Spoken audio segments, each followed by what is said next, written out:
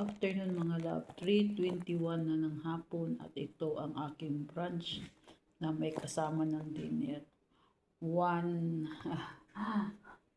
all in one na ito. Aking ulam may tilapia na steam. Ayan. Kain tayo, gutom na ako. Gutom na si Inday. Sarap yung tilapia. Banat ako pang limpyo pagdating namin galing trabaho ako. Kasi yung asawa ko may hinatid na nalungan ko siya. Antok pa ako. Kasi malamig ang panahon.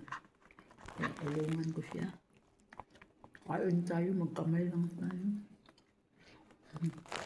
Kaya di pa ako tapos naglinis. Kaya wala kasi akong work ngayon, di po. Kaya trabaho sa bahay. Busin ko yung isda na yan. Tilapia, kunting kanin. Gusto tilapia. Yan lang po ito yung mga loves. Thank you.